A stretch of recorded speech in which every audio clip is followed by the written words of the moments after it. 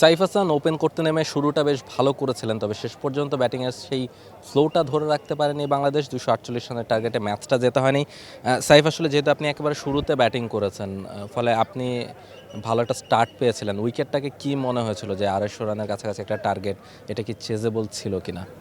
না, অবশ্যই চেজেবল ছিল। আমরা 22-23 ওভার পর্যন্ত গেমে ছিলাম। আমার উইকেট পড়াতে আসলে কারণ সেট ব্যাটসম্যানটা থাকলে ইজি হয়।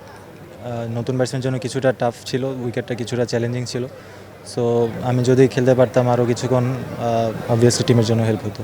এক্স্যাক্টলি। এবং নিউজিল্যান্ড টিমটা যখন আসে তখন বলা হচ্ছিল যে তারা খানিকটা দ্বিতীয় সারির দল পাঠিয়েছে, বাট এই দলের অনেক প্লেয়ার এর আগেও বাংলাদেশে বিভিন্ন সময় সফর করেছেন, ইন্টারন্যাশনাল ক্রিকেট খেলেছেন। ফলে মানে তারা কি একটু নতুন বলে আপনাদের জন্য একটু চ্যালেঞ্জিং ছিল, যেহেতু তাদের বিপক্ষে খেলার এক্সপিরিয়েন্স কম ছিল? 34, 35 সানবিট 1 চামচে 30+ বাসন পরিষ্কার।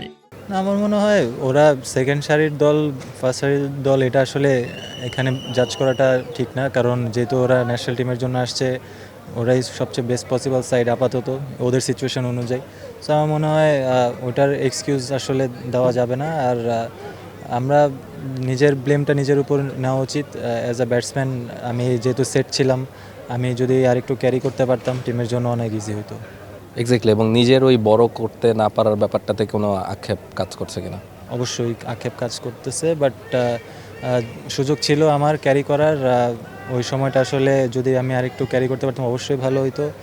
চেষ্টা করবো এরকম সিচুয়েশনে যখন আবার আসবো, যখন ইনশাল্লাহ আরও বেটার করার চেষ্টা করব। সাইফ, লাস্ট একটা প্রশ্ন, যে 3 ম্যাচের সিরিজে প্রথম ম্যাচটা হারলে একটু মানে টিমের মেন্টাল স্টেটটা কেমন থাকে বা কি প্ল্যান থাকে, যেহেতু পরবর্তী 2টা ম্যাচ আপনাদেরকে জিততেই হবে সিরিজটা নিজেদের করে রাখতে, এবং ঘরের মাঠে সিরিজ, র্যাঙ্কিংয়েরও নানা রকম আলোচনা আছে, ফলে এই মুহূর্তে আপনাদের মাইন্ড অফ স্টেটটা কেমন হবে? আমার মনে হয় আমাদের ভালো করে প্ল্যান করে নামা উচিত।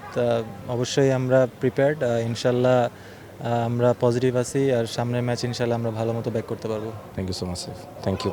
সাইফ হাসান ছিলেন আমাদের সঙ্গে, এবং তিনি বলছিলেন যে আসলে বাংলাদেশ ব্যাটিংটাতেই নিজেদের উপরই দোষটা নিতে চাচ্ছেন।